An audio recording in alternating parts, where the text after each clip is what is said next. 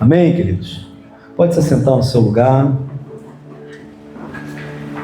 Que alegria poder estar aqui com os irmãos de volta, nesse retorno de férias. E parece só uma frase de efeito, parece só uma frase que cumpre um protocolo, mas não é, né? Depois de um períodozinho de descanso, é bom demais estar aqui, é bênção demais estar aqui com os irmãos, nessa proposta que nós temos tido de retorno dos nossos encontros pela manhã. Hoje é um daqueles dias que eu queria que todos os irmãos estivessem presentes. A gente sabia, né, obviamente, que algum ou outro não ia estar, e aí estou fazendo questão de gravar para que posteriormente aqueles que não vieram pela manhã se comprometam de assistir o sermão que Deus colocou no meu coração hoje para nós.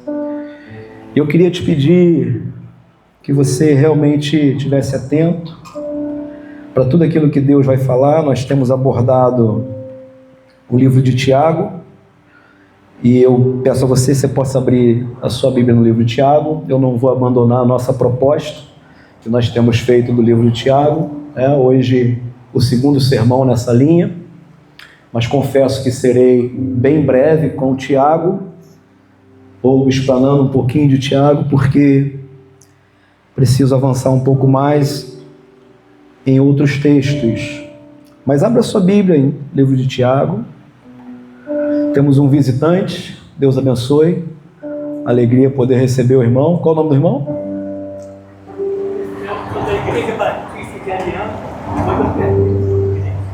Ah, tá. Os remanescentes. Amém. Celso? Lembrei do senhor. Lembrei. Eu moro em Aliança. Aham. Amém. Que bom ter o senhor aqui com a gente, viu? Como ele disse, até o pastor aqui está... Porque quando a igreja de Aliança se juntou a nós, se juntaram muitos irmãos, que pertenciam àquela igreja, só que eles não vieram de fato congregar. Era uma necessidade, porque a igreja estava sendo extinta lá em Aliança, aqui de Vassouras, o bairro de Vassouras, e eles precisavam estar agregados em alguma igreja batista para posteriormente, havendo necessidade de um pedido de carta, eles pudessem então ter essa facilidade, não terem ficado perdidos, sem um nome numa igreja. Mas é bom ter o irmão aqui. Não, digo perdidos, entenda, perdido no sentido de repente o irmão precisar de uma carta e, e aonde está essa carta agora? Está na família Batista. Aham. Agora eu vim para depois que a patroa morreu, entendeu? Eu vim à noite. Aham.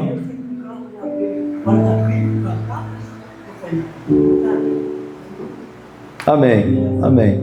Alegria receber o irmão aqui com a gente. Irmãos, abriram isso, a Bíblia, o livro de Tiago? O pastor mesmo não abriu. Abra aí Tiago, capítulo 1.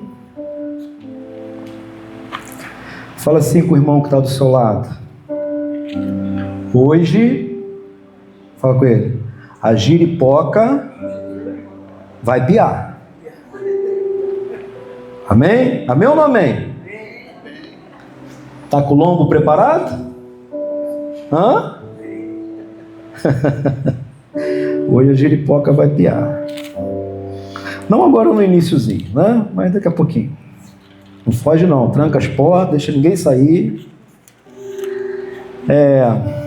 Projeta para mim Tiago, capítulo... Tiago, meu irmão, Gálatas. Nada de Tiago. Gálatas.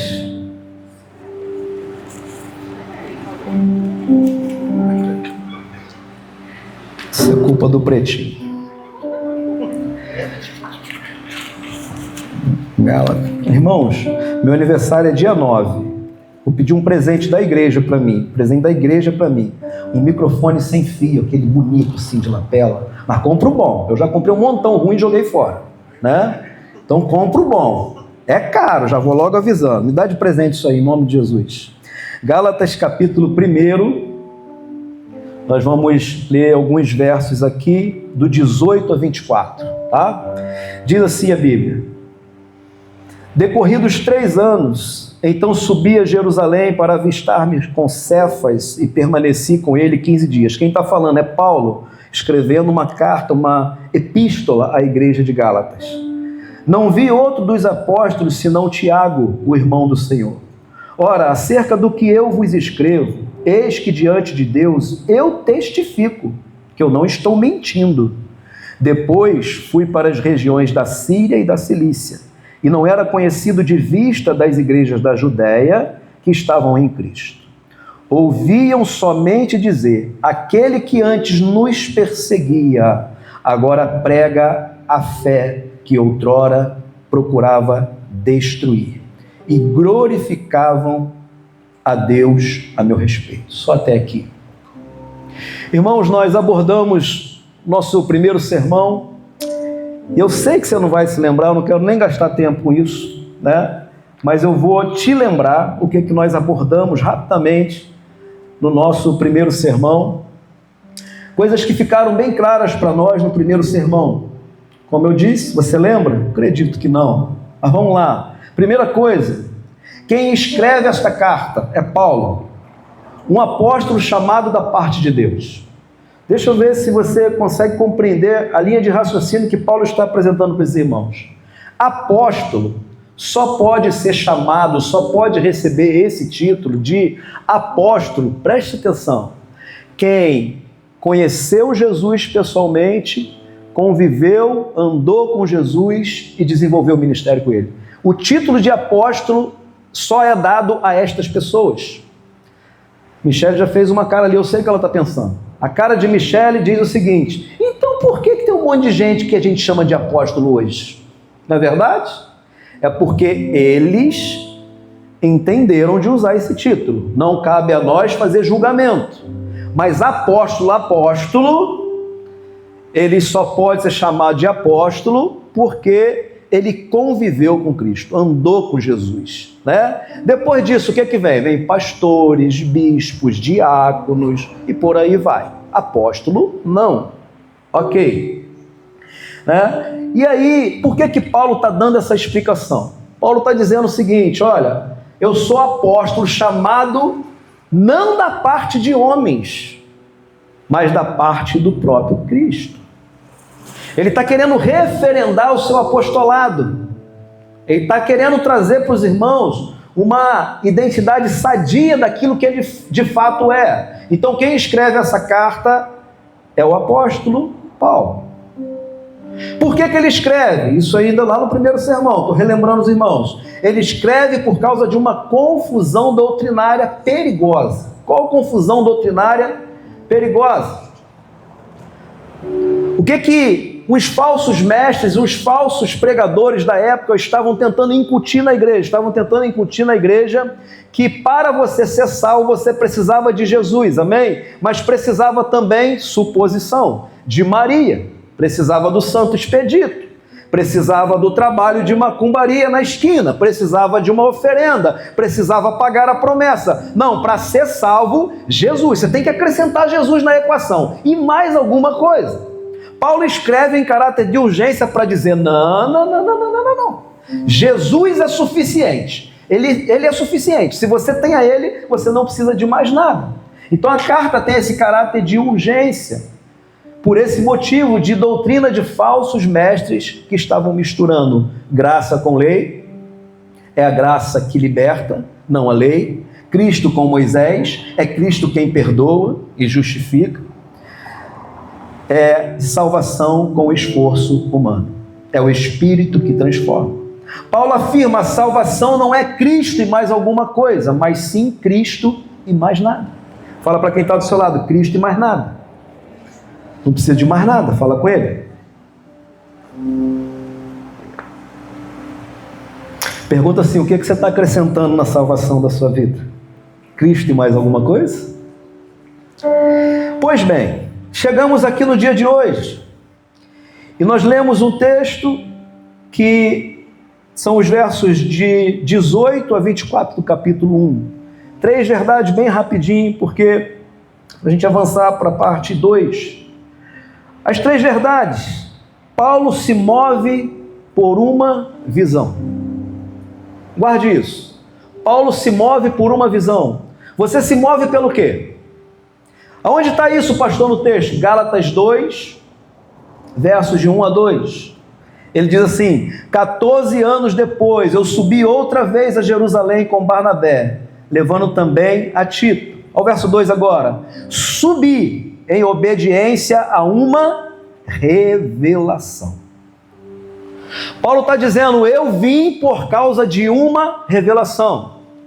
A minha vida é por causa de uma revelação, uma visão, um caminho que o próprio Deus trilha para mim. Ele está dizendo, eu não consultei nenhum apóstolo para ser referendado como tal. Eu não fui aprender com nenhum deles. Embora tenha aprendido, obviamente, mas o que ele está querendo dizer, aquilo que eu trago para vocês é uma palavra do próprio Deus. É uma palavra de Cristo para a igreja. Paulo está dizendo, eu me movo por uma visão, eu me movo por uma revelação. Irmãos, como nós nos movemos? Nós nos movemos por aquilo que vemos. Não é verdade? Ah, pastor, está confundindo minha cabeça. Paulo se movia por uma visão. Nós nos movemos por aquilo que nós vemos. Você tem aí esses olhos que Deus te deu e você tem a capacidade de ver.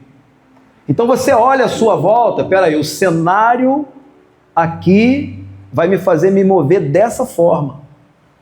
Mas Paulo não se movia por um cenário que o cercava, ele se movia por uma visão que estava no seu interior.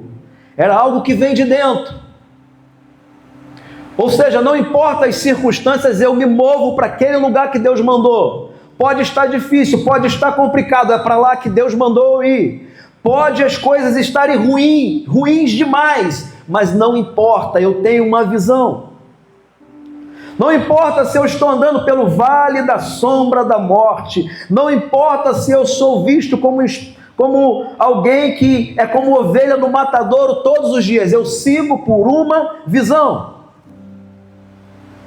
Quem dera nós andássemos por uma visão, e não por vista. Muitos de nós temos andado por vista. O que nos cerca, o desemprego, a calamidade, a enfermidade, a roubalheira na politicagem desse país, a polarização, um país dividido. O que nos cerca é isso, mas o que nos move é o que a nossa vista vê ou o que a visão que Deus colocou em nós nos direciona. Eu pergunto a você, por quê? Por quem e por que você tem se movido? Essa é uma verdade que Paulo quis dizer para aquele povo. É por uma visão que eu me movo. Segunda verdade, o texto que nós lemos hoje, Paulo não pregava um evangelho opressor. Estavam querendo colocar sobre a igreja uma opressão. O que é opressão? Você precisa de Cristo, mas precisa de mais algumas coisas. De religiosidade, de leis. As leis de Moisés, você não pode abandonar essas leis de Moisés. O que estavam pregando é que a igreja deveria abandonar a graça e voltar a viver pela lei. Ele diz, admiro-me que tão depressa vocês tenham saído deste evangelho da salvação para um outro evangelho que não é o evangelho verdadeiro. Vocês estão se equivocando na caminhada de vocês. Paulo não pregava o evangelho opressor. Deixa eu te dizer, irmão e irmã, se o evangelho tem sido opressão para você, você precisa rever a sua caminhada. Você precisa rever para que e para quem você tem se entregado. O evangelho não é opressão, muito pelo contrário, o evangelho é liberdade. O evangelho é libertação. A graça veio trazer para mim e para você libertação. Não pode ter peso. Eu sempre digo que sobre a minha vida, por exemplo, existe um peso ministerial. Escute, entenda. Escute e entenda. Não é um peso ministerial de opressão. É um peso ministerial de responsabilidade. Eu tenho responsabilidade com aquilo que Deus me chamou para fazer. Existe um peso sobre mim, existe uma cobrança sobre mim, existe uma autoavaliação sobre mim. O tempo todo eu estou fazendo isso. Mas o evangelho não pode ser opressão. Rafael falou sobre isso um pouquinho aqui, a gente nem conversou. E depois, quando a giripoca piar, você vai entender. O que ele falou, o que Rafael falou é que, por vezes, a gente se enche de pergunta, como ela exemplificou Caleb no início da sua jornada. Por que ficar de pé? Por que fechar os olhos? Por que levantar a mão? Por que ir na igreja? Por quê?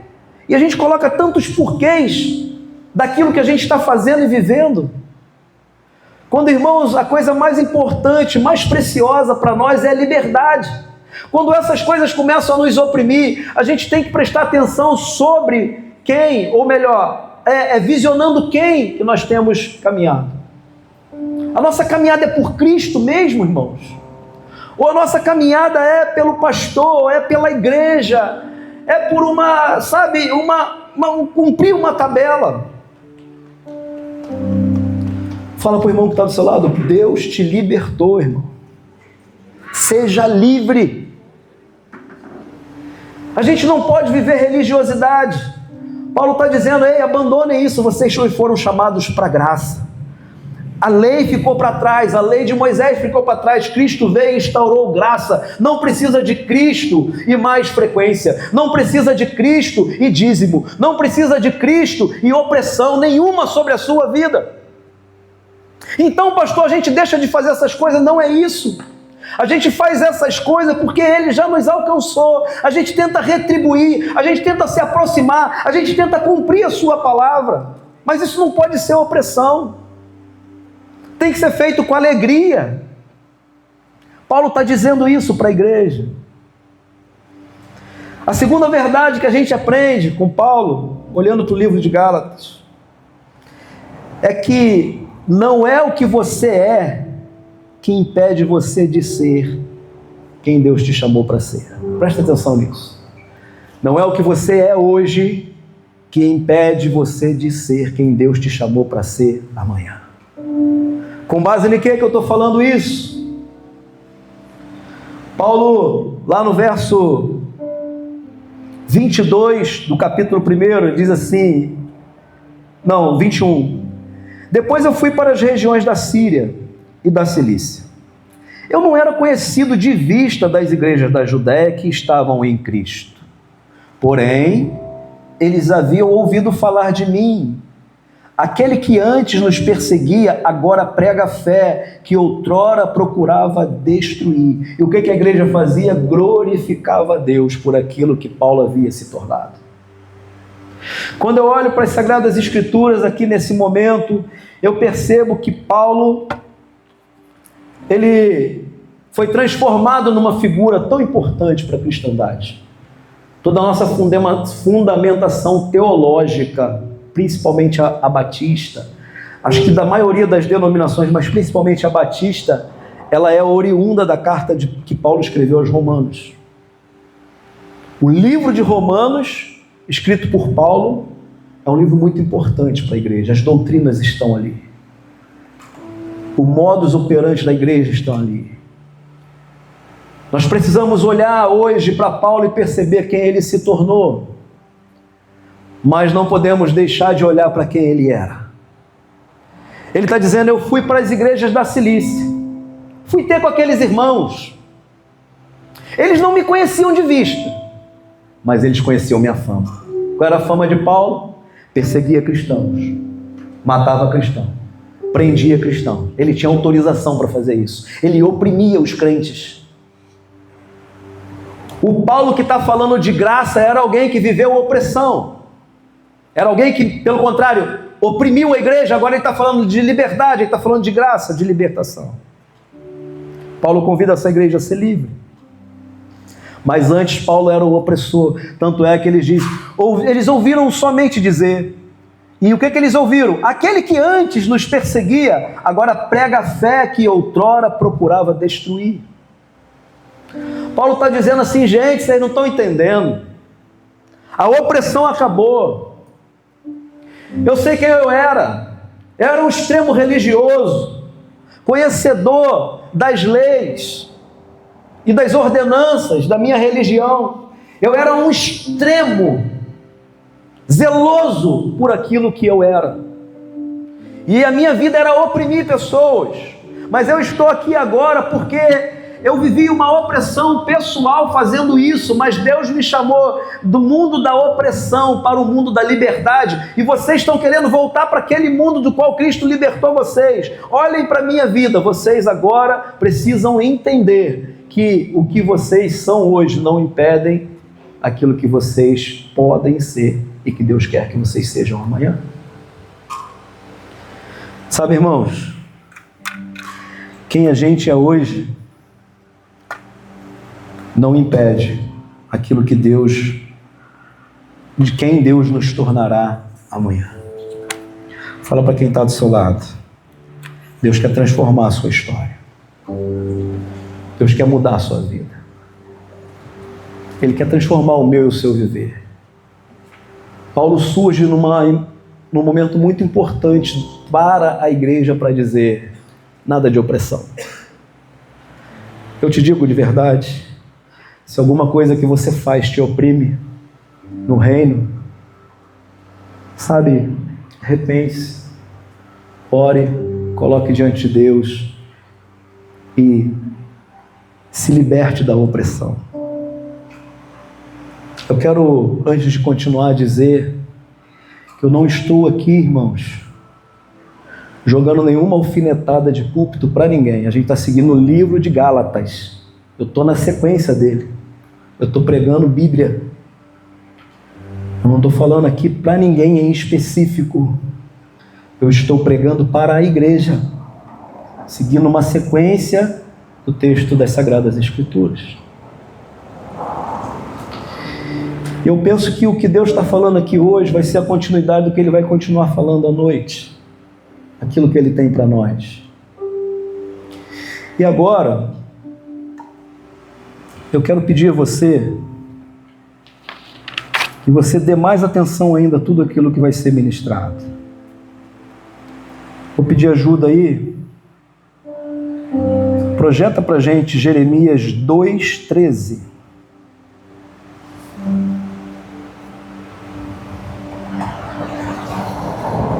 Jeremias 2,13.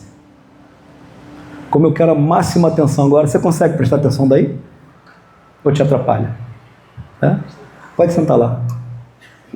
Aí atrás, só um, vem um para cá. Tem Caleb ou Carol para cá. Projetou?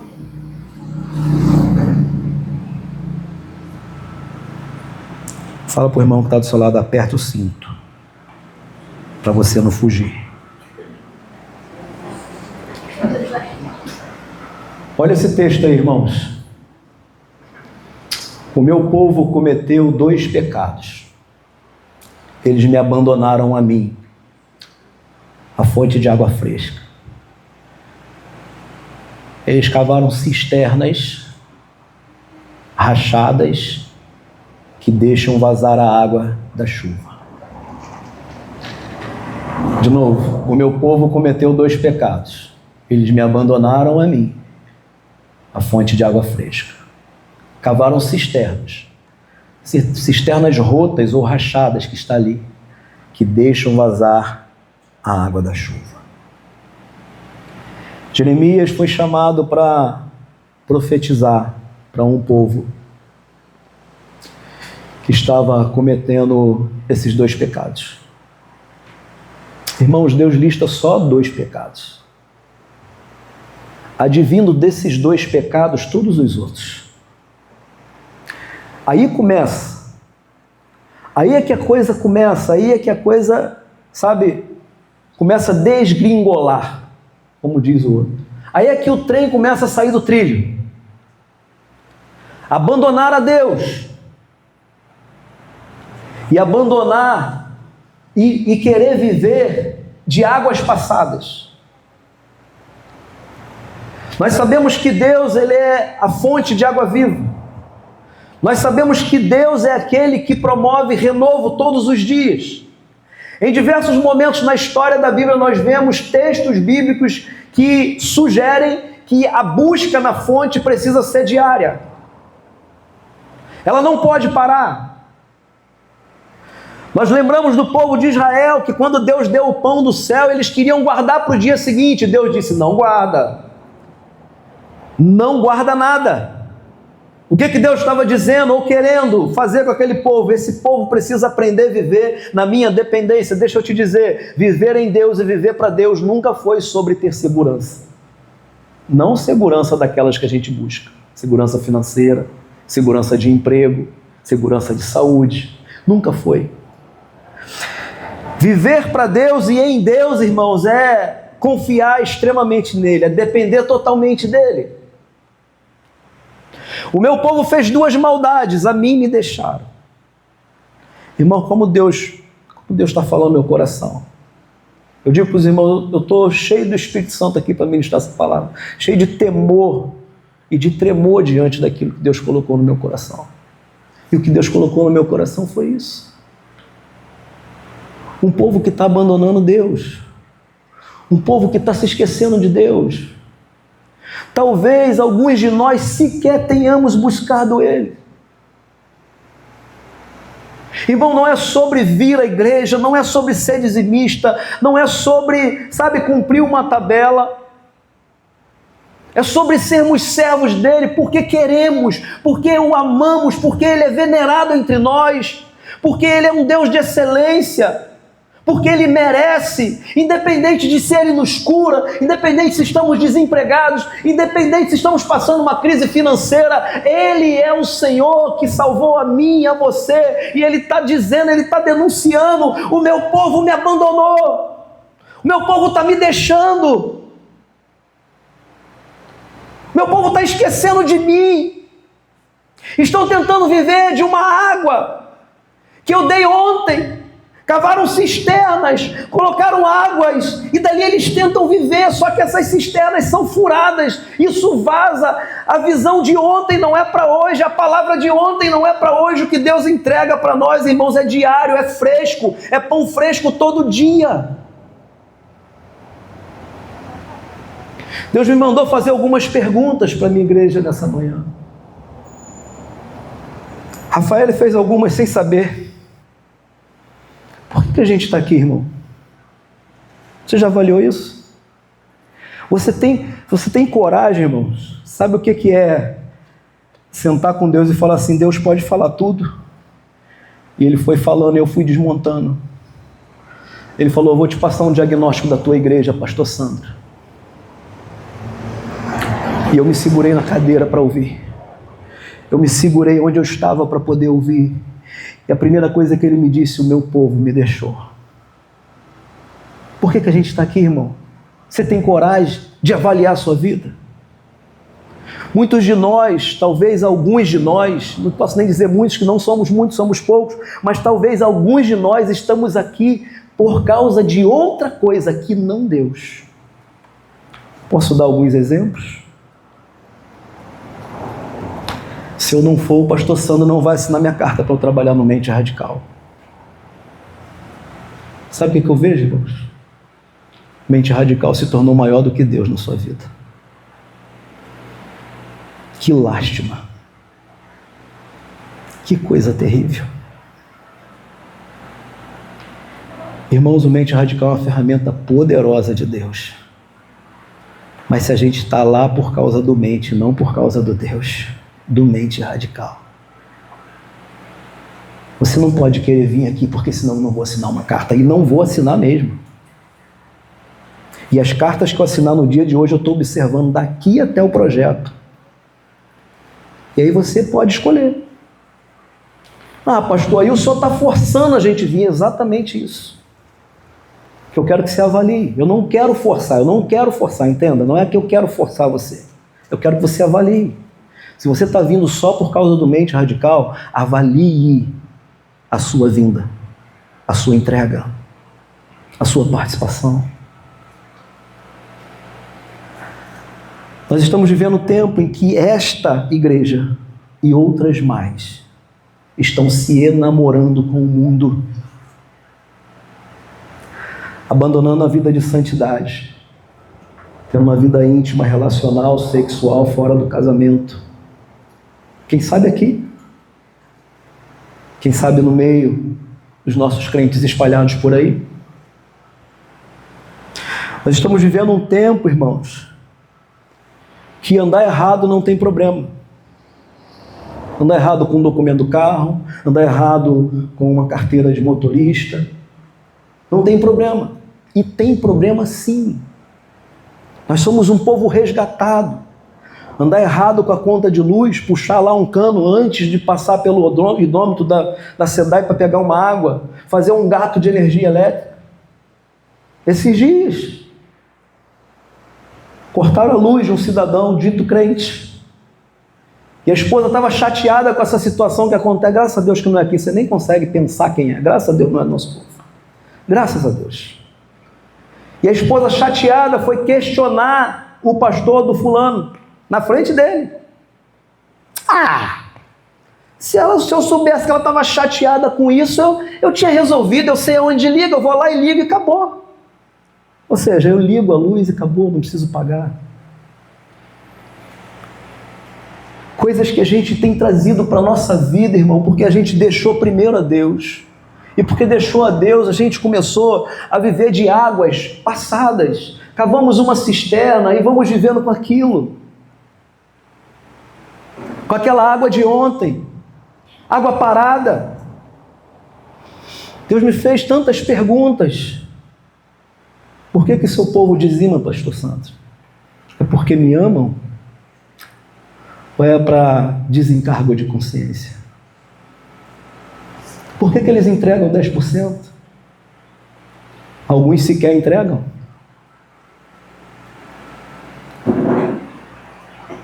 Por que, irmãos, que nós estamos levando essa vida quando nós deveríamos estar entregando tudo integralmente para o Senhor? Deus me perguntou por que eles cantam tantas canções lindíssimas. Tudo que eu tenho é teu.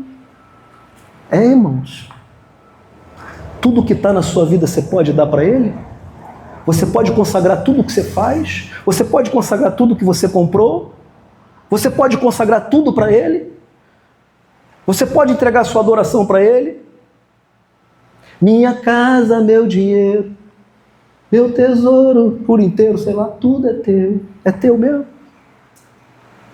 É Ele, por Ele que eu estou gastando a minha vida. Levanta a mão, chora, adora, se ajoelha.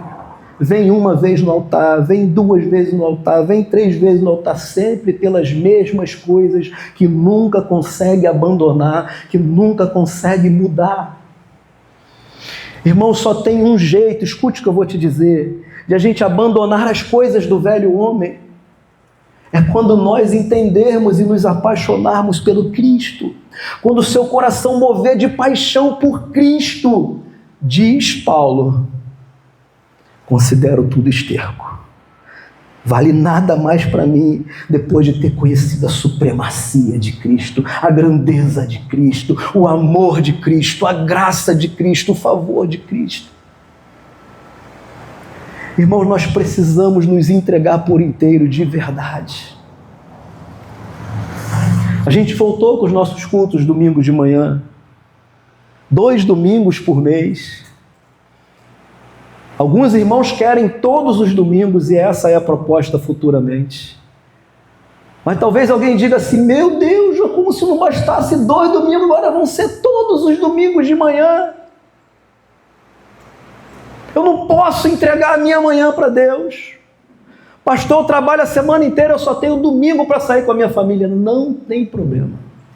Pode sair com a sua família. Não há pecado nisso. Eu vou te abençoar. Mas você está todos os domingos fora.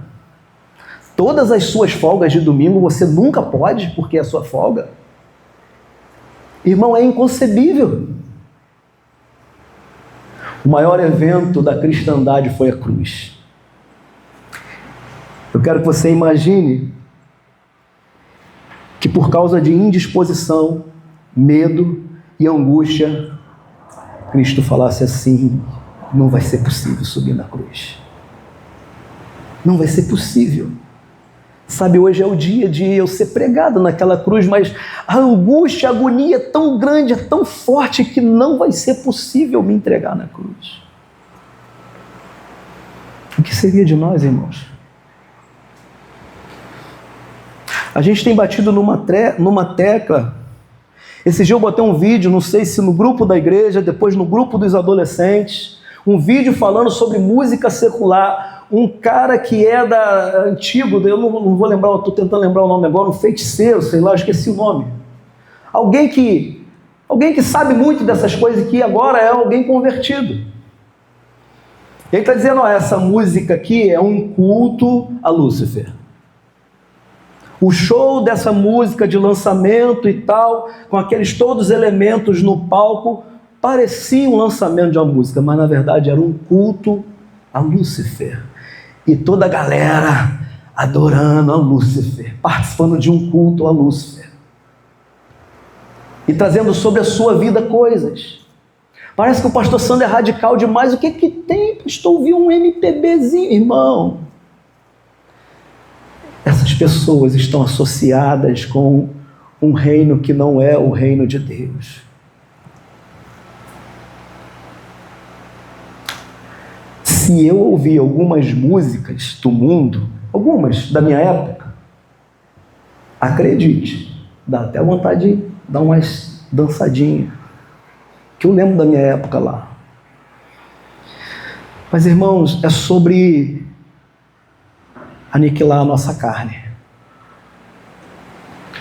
Alguém me perguntou esses dias atrás: você bebe, pastor? Eu falei assim: não, bebida alcoólica.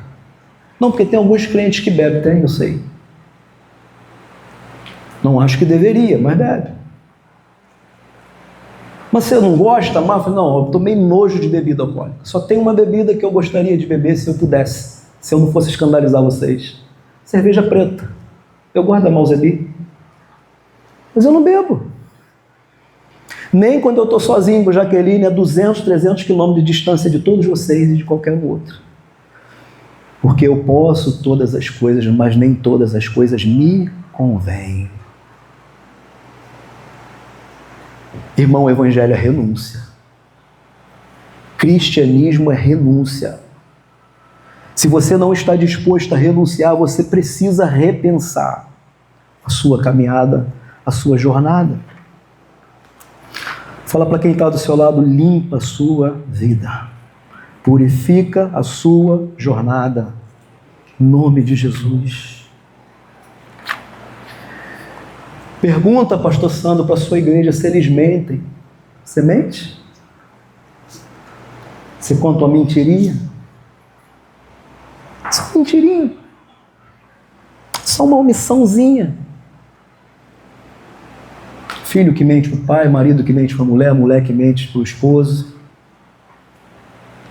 Sabe, irmãos, o que Deus está me mostrando é o seguinte: eu conversei isso com a minha família e não é uma situação de exposição, mas tivemos uma conversa tão maravilhosa em casa ontem, tão maravilhosa.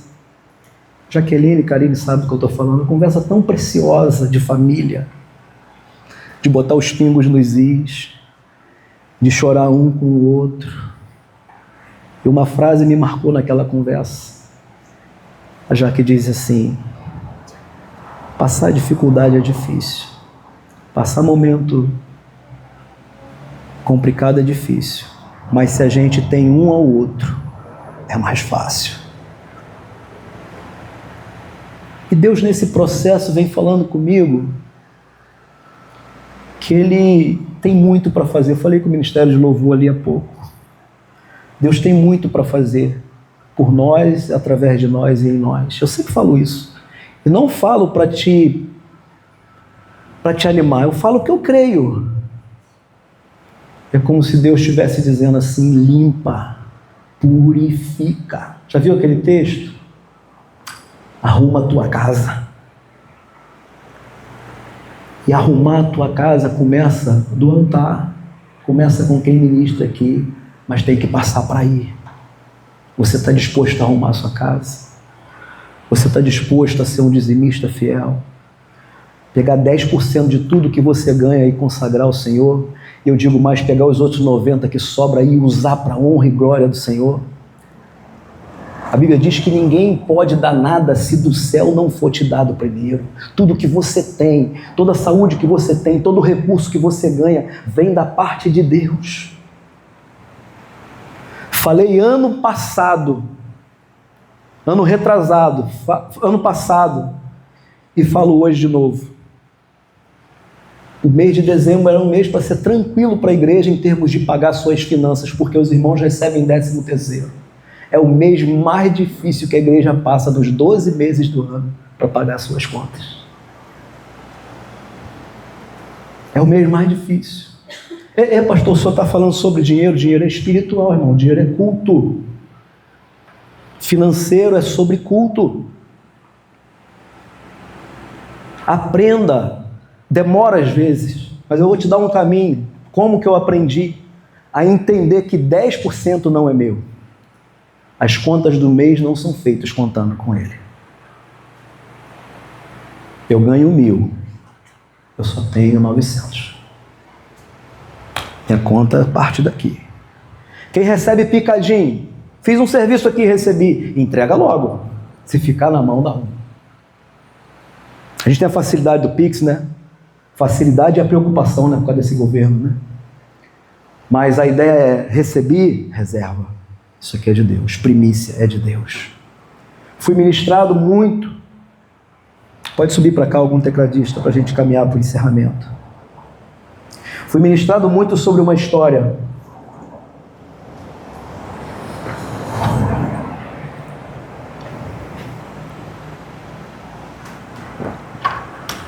Creio que todo mundo já teve a oportunidade de dar o primeiro pedaço de bolo, não já? Aniversário? Todo mundo?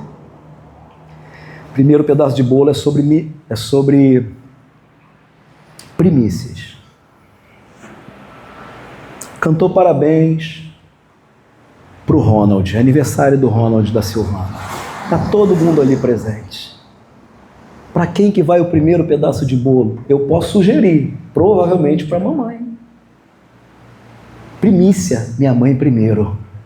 Todos vocês são importantes, mas minha mãe primeiro. O filho faz aniversário, o primeiro pedaço de bolo vai para quem? Gabriel. Vai para a mamãe, para o papai e para a Nini. É primícia.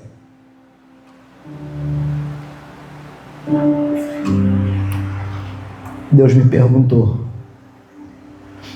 as primeiras horas do dia, você, pastor Sandro, você está dando para quem?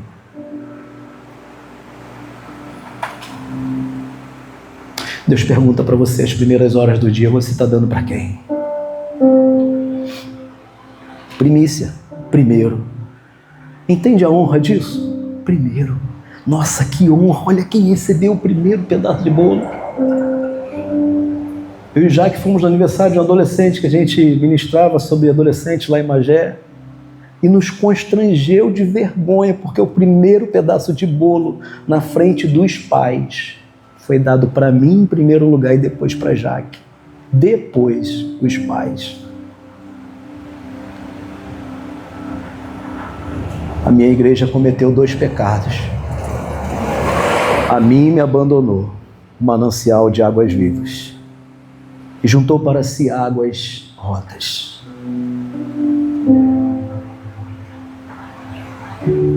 A minha igreja não me dá. Deixa eu falar como Deus falou comigo. A sua igreja, pastor Sandro, não me dá o primeiro pedaço do bolo. Eu venho depois. Eu estou depois das necessidades deles. Deus me destruiu, irmão.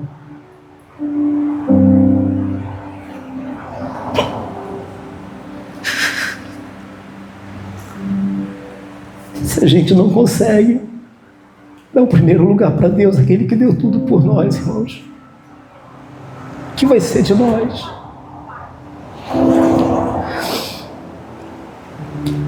Deus falou comigo, você quer uma multidão de gente, mas essa gente que está contigo precisa ser tratada, precisa se posicionar, precisa se cuidar. Irmãos, às vezes a gente fica querendo tanta coisa. Deus pode nos dar uma multidão de discípulos, Deus pode nos dar recursos financeiros sem crise para essa igreja. À vontade, desde que a gente coloque Ele como primeiro lugar. Primícia. Deus, o primeiro pedaço do bolo é seu. A primeira parte da minha manhã é sua. Pastor, mas eu não sei fazer uma devocional. Pastor, mas eu não sei como é que eu me reúno com Deus. Sabe, irmão, você só precisa separar tempo. Desperta o teu celular, acorda mais cedo. Tanto tempo eu venho pedindo isso, eu venho falando isso. Desperta o teu celular. Acorda, que seja meia hora mais cedo e dá pelo menos os 15 primeiros minutos do seu dia para Deus. Eu vejo o esforço que Rafael coloca todos os dias uma devocional lá no grupo dos adolescentes. Nenhum adolescente comenta, nenhum adolescente curte, nenhum adolescente coloca um joinha.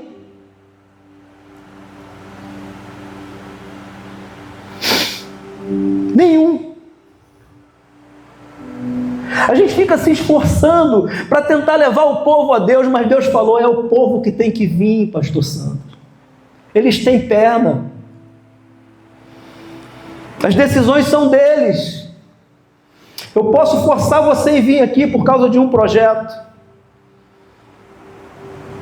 mas não é isso que eu quero. Eu quero que vocês venham, eu quero.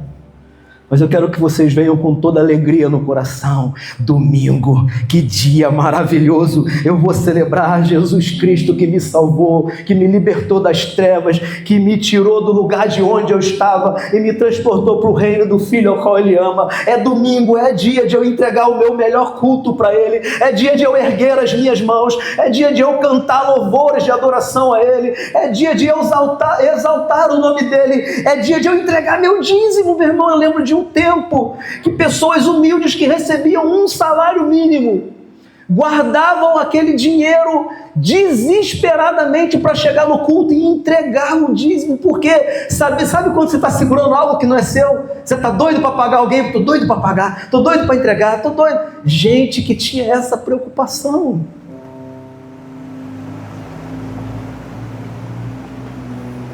Deixa eu pagar minhas contas, né? Se sobrar, eu entrego. Não, estou cansado. Domingo, não vou não. Vou só à noite. À noite eu vou. Chega atrasado. Vem, chega atrasado. Entende? Como é que a gente está fazendo com Deus? Eu quero ler um texto que vai te chocar. Isaías 1, de 1 a 10.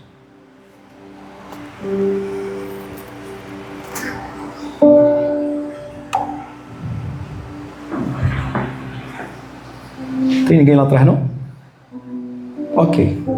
Alguém vai lá, por favor? Só para a igreja acompanhar.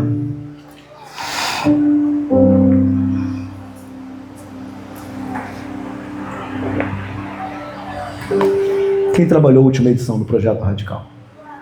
Veja, eu estou falando de radical aqui, mas é por causa de uma coisa que eu penso muito que as pessoas dedicam tempo. Isaías capítulo 1, versos de 1 a 10. De 10 a 17. Estou deitado no alojamento. Quem não foi no projeto, escuta essa. E a gente também não quer forçar ninguém, nem constranger ninguém que nunca tenha ido ao projeto, tá? Por favor. Estou deitado no alojamento. Escuto uma gritaria. Deitado para dormir, cansado, cheio de dor no pé. A gritaria. Eu pego o rádio, chamo no rádio o pessoal. O que está acontecendo? Possessão, pastor. Falei, tem pastores aí com vocês? Tem.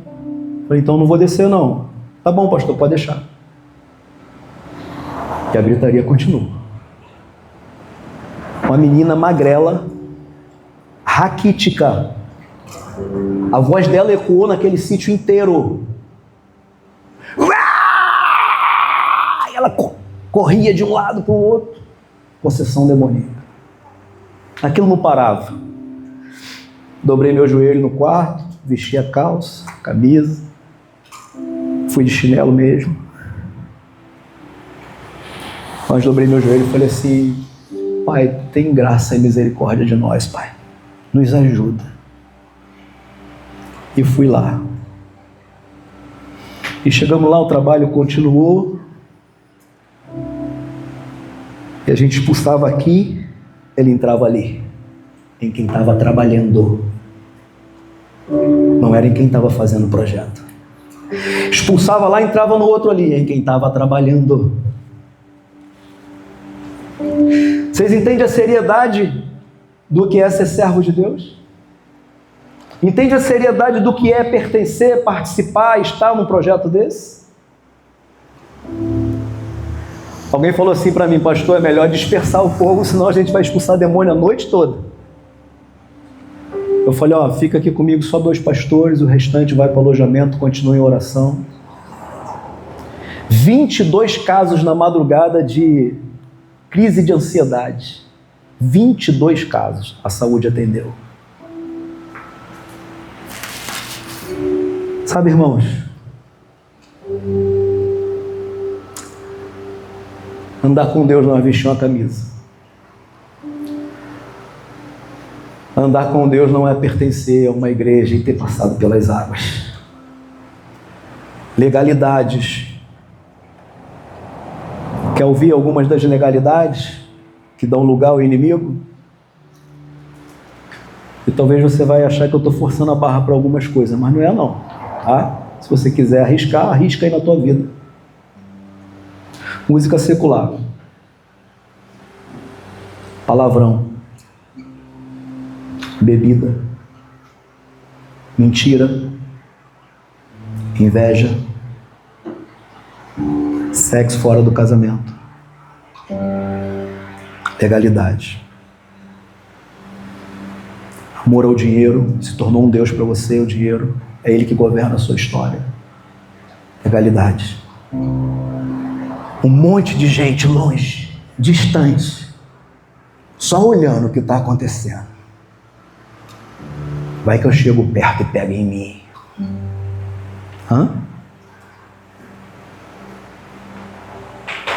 A gente está cansado de bater nessas teclas. A gente está cansado de chamar um povo para viver na presença. Mas Deus disse: pastor, eles não vão por sua força, eles têm que ir porque querem. Lembra do sacrifício de antigamente? O sacerdote recebia o sacrifício, preparava todo ele e levava para ele ser queimado. O sacrifício era levado ao altar para ser queimado. Na segunda aliança, como é que acontece?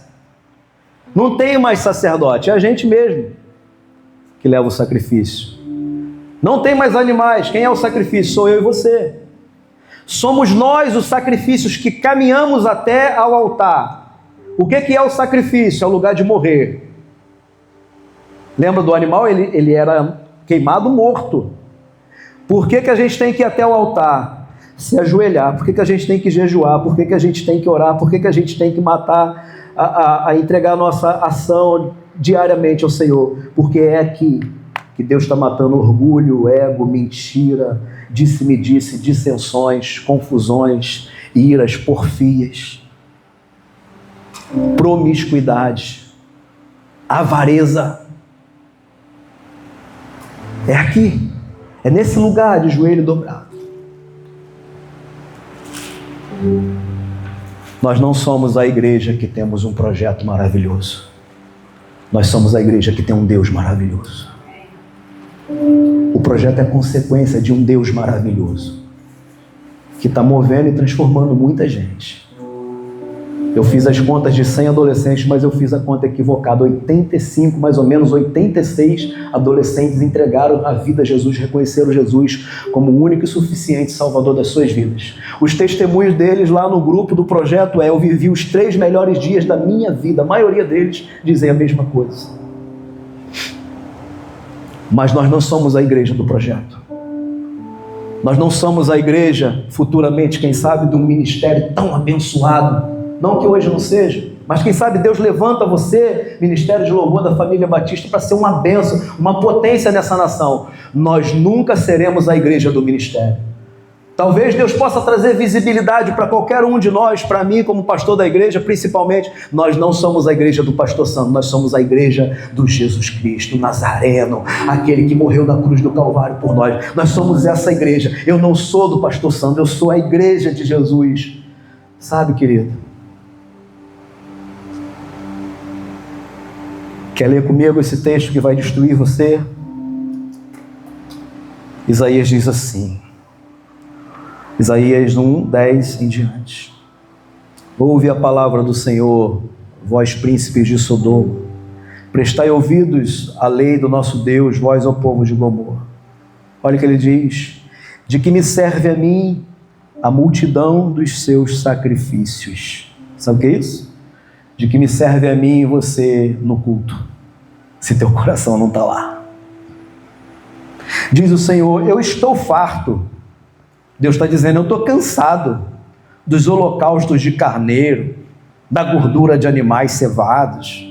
Eu não me agrado do sangue de novilhos, nem de cordeiros, nem de bodes. Quando vindes para comparecer perante mim, quem vos requereu de vocês só pisardes os meus atos? Olha o que Deus diz, gente. Quando vindes para comparecer perante a mim, quem vos requereu o só pisardes os meus atos? Olha aqui para mim. Tem gente que só está pisando no átrio. Só está chegando na igreja. Pisei, fui lá hoje. É ruim de o pastor não me dar carta para trabalhar. Eu estava lá, pisei lá. Marquei presença. Eu fui. Entreguei o dízimo. É esse que o pastor quer? Não é eu que quero não, irmão. Dízimo fala sobre abençoar a sua vida. Dízimo fala sobre abençoar a sua vida. Parei de mentir, é esse que o pastor quer? Não, é Deus que quer. Parei de me envolver sexualmente fora do casamento. Não sou eu que estou pedindo, não, é Deus. É Deus. Parei de fazer aquele pecado, é Deus. Ele está dizendo, eu não quero que vocês... Quem foi que exigiu de vocês o só pisardes no átrio? Eu não quero que vocês só pisem aqui. Eu quero que vocês venham com o coração inteiro. Verso 13. Não continueis a trazer ofertas vãs. O incenso é para mim uma abominação, e também as suas festas de lua nova, os sábados ou os domingos, as convocações das congregações. Eu não posso suportar iniquidade associada ao ajuntamento solene que vocês fazem. As vossas festas de lua nova e as vossas solenidades, a minha alma as aborrece, já me são pesadas, eu estou cansado de sofrer com elas. Pelo que quando vocês estendeis as mãos, eu escondo de vocês os olhos. Sim, quando multiplicais as vossas orações, eu não as ouço. Porque as vossas mãos estão cheias de sangue. Lavai-vos, purificai-vos, tirai a maldade de vossos atos de diante dos meus olhos. Cessai de fazer o mal, aprendei a fazer o bem, atendei a justiça, repreendei ao opressor, defendei o direito do órfão e pretei a causa das viúvas. Que desabafo de Deus. Estou cansado, gente. Chega. Por isso que eu digo, não traga dinheiro só porque uma palavra dessa está vindo aqui. Eu sempre digo, a gente não traz dinheiro no altar, a gente traz oferta, a gente traz dízimo. Dinheiro governa a vida dos homens.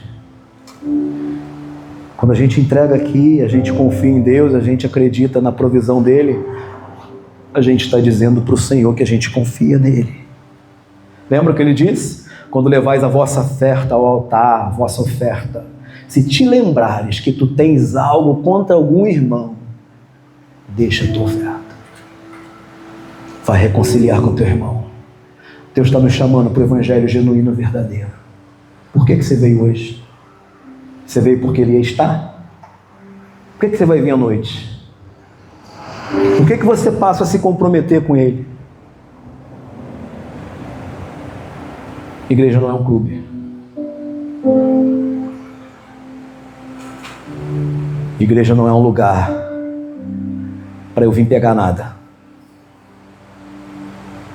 Culto é morte, é entrega. Culto é sacrifício. A Bíblia diz que o cheiro dos holocaustos subiam como um cheiro agradável às narinas de Deus. Vamos tentar pintar o quadro, eu estou terminando. Você já viu algum animal queimando? Já sentiu o cheiro? É horrível. É horrível. O cheiro primeiro do pelo ou das penas, depois o cheiro da carne queimando, o cheiro do sangue secando e subindo aquele cheiro, é um cheiro horrível. A Bíblia diz que o cheiro desse animal queimando subia como um aroma suave às narinas de Deus. Por quê, pastor? Porque simboliza a morte. Deus só pode ser Deus em mim e em você quando a gente morre. Quando o cheiro de morte começa a sair de nós, Deus, eu sou essa pessoa mesmo. Senhor, perdoa, porque eu sou esse miserável mesmo. Eu sou esse pecador mesmo, eu sou esse hipócrita. Eu sou esse pai que frequento por interesses. Isso vai subindo. Aí Deus vai vendo, é meu filho. Está se humilhando, está se entregando. Cheiro de morte subindo, as narinas de Deus. Agora ele está reconhecendo que ele precisa mudar, que ele precisa transformar. Deus estava cansado. Estou cansado dos vossos cultos. Cansado. Essa palavra machucou meu coração. Eu chorei de 5 hoje da manhã até as 6 da manhã, orando diante de Deus, pedindo perdão a Ele. De 5 às 6. Pedindo perdão pela igreja. Pedindo, Deus nos resgata de nós mesmos. Nós estamos nos auto-sabotando. Isso se aplica à minha jornada e à sua jornada. Deus nos chama para um novo tempo. Pastor, que palavra dura. O senhor não podia trazer algo melhor não, voltando de férias? Deus me machucou, irmão. Estou transferindo para vocês o que Deus colocou sobre mim. Amém?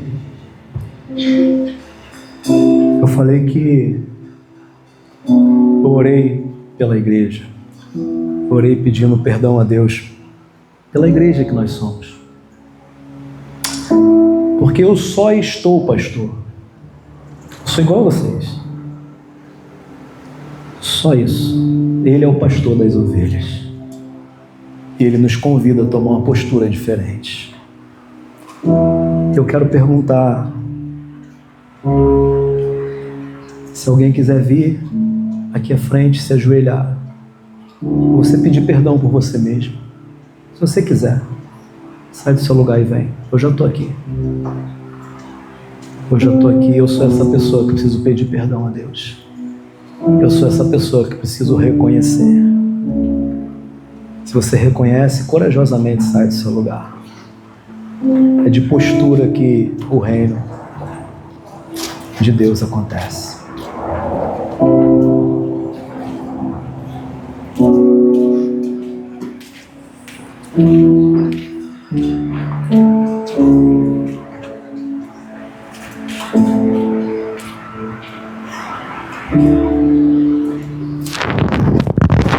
Comece a falar com Ele aí, você.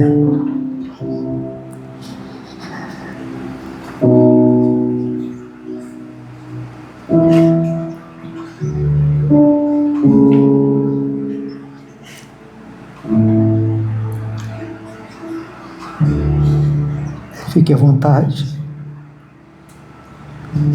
Você e seu pai.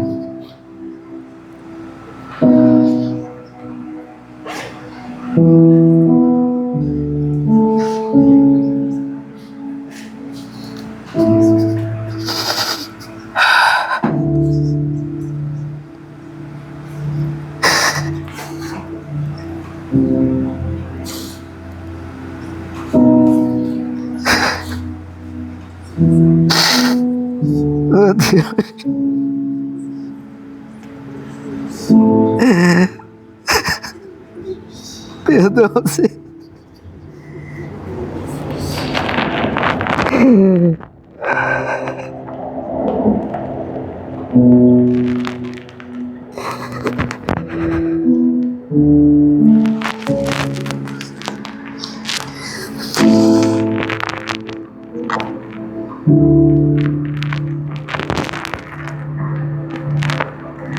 Ah, Deus,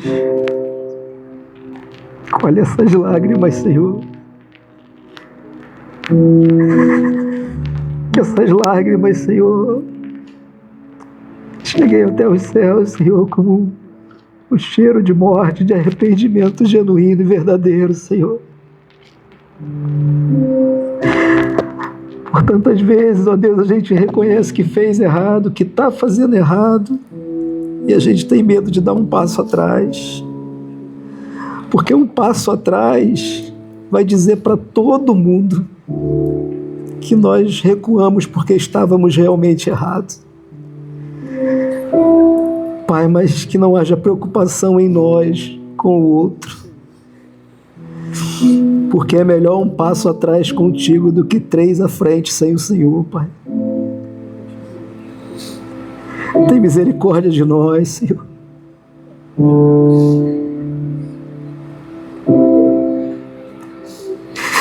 Nós não estamos aqui porque queremos o céu, Pai. Muda, Senhor, isso em nós. Nós queremos a Ti, Jesus.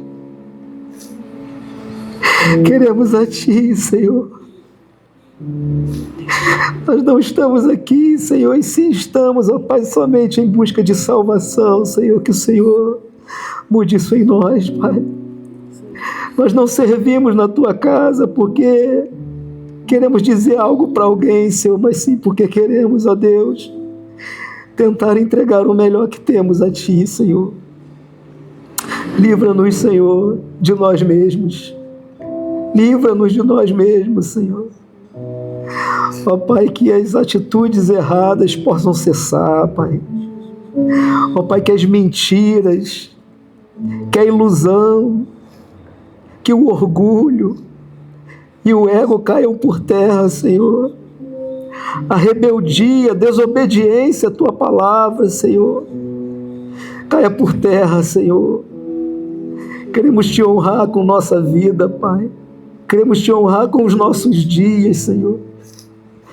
Nos ensina, Senhor, a dar a primeira parte do bolo para Ti, Jesus. Meu Deus. Começamos o dia numa correria louca. Sequer oramos mais pelos alimentos que temos, Senhor. Sequer Te agradecemos de uma forma digna pelo dia que vivemos, Senhor. As nossas orações se resumem a pensamentos que dizem: Senhor, me abençoa, Senhor, me ajuda, Senhor, vem comigo. Tentamos viver, Senhor, de águas paradas. Oh, Deus, reposicione a nossa caminhada contigo, Senhor. Alinha, Senhor, a missão da Tua igreja. Existimos para proclamar o Teu nome, Senhor. Mas como, Deus, estamos tão destruídos. Estamos tão quebrados, Senhor. Como alcançar vassouras, ó Pai, estando tão quebrado.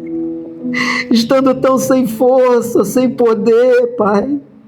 Somos a poderosa igreja do Senhor. Quem sabe adormecida agora, Pai.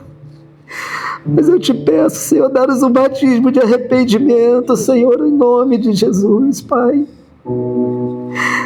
Tudo nosso é primeiro eu, primeiro o meu sonho, primeiro a minha vida, primeiro a minha família, tudo é primeiro pra gente, Pai. Ah, Deus, nos ensine a caminhar contigo, andar contigo, Senhor, servir ao Senhor, Pai. Tira de nossa vida tudo que precisa ser tirado, Pai. Afasta, Senhor, de nós a mentira, a fofoca, o orgulho, o medo. Afasta de nós, Senhor, as coisas do mundo. Temos sido tão carnais, Senhor. A Bíblia diz, não sejam carnais, mas sejam espirituais. Pensar nas coisas que são do alto e não das coisas que são de baixo. Pensar nas coisas que são do alto, onde Cristo está sentado e governa, Senhor, em nome de Jesus, nos ajuda. Eu creio, Pai, que os teus projetos e os teus sonhos ainda estão disponíveis para nós, essa igreja, Pai. E eu te peço que sejamos, ó Pai, aqueles que vão ficar disponíveis para Ti, que ficam disponíveis a partir de agora, Senhor. É no Teu nome que eu oro, meu Deus. Concede-nos a Tua paz, a Tua graça e o Teu favor. Um restante de domingo abençoado, para a glória do Teu nome, Senhor. Muito obrigado por esse tempo. Em nome de Jesus. Amém. Fique de pé no seu lugar. Dê um abraço em quem está do seu lado.